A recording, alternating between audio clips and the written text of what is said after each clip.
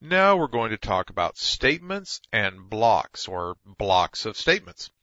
An expression, what we've seen so far, like A equals B plus C, with a semicolon on the end, becomes a statement. So we've talked about how to make expressions, all the precedence of operators, things like that. Now we're going to turn expressions into statements of work. Those statements of work are then grouped together into a compound statement or a block of code. The blocks of code then can be managed. How do you get into a block of code? How do you get out of a block of code? How many times do you perform a particular block of code in a loop? Those compound statements or blocks are noted by braces. And you can see braces right there. We have an open and a closed brace. They're not squiggly brackets. They're not weird parentheses or anything like that. I've heard them called all kinds of stuff. They are called braces. And braces group our statements into compound statements or blocks. We've already seen braces. You remember when you created main and then you had open close parentheses, different little animal, and then you had an open brace. Well, that surrounded all the statements, in our case just one, of that printf of hello world.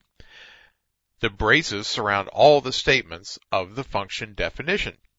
And we'll see that braces surround multiple statements in loop constructions too, when we start creating loops, which is just very shortly here.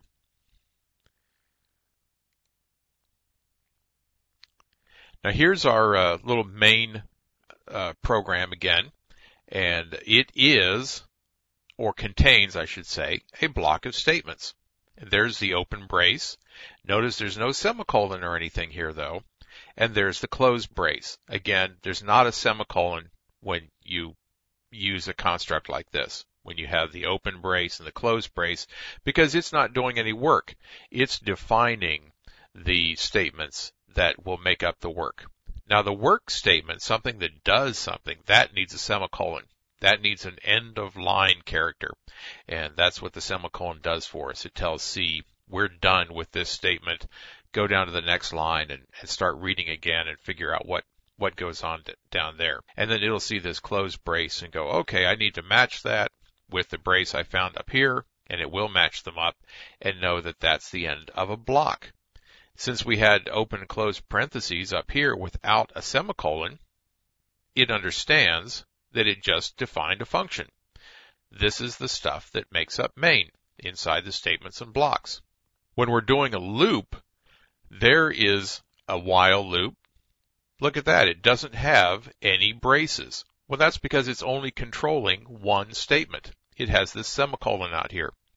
So that tells us that a number of statements inside braces, like this, are a block of code, or a statement block, a compound statement, which is the same as this one little simple statement right here with the semicolon.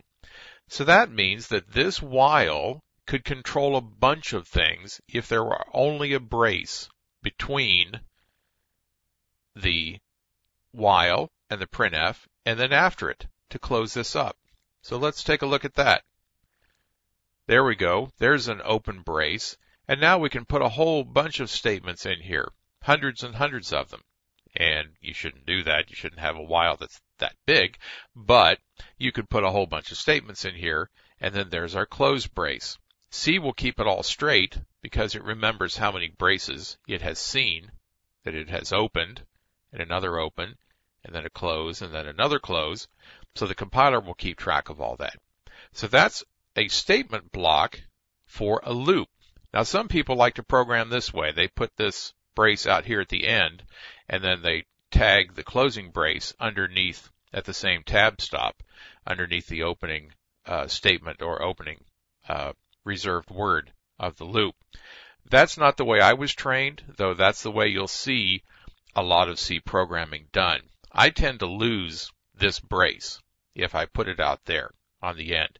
You'll see this a lot in magazines if you see listings, because remember, magazines sell by the inch, so they don't need one more blank line taking up space.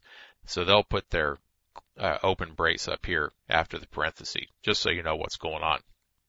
This is the way I was trained to do open and close braces. I put them underneath the W of the reserved word of the statement of the loop.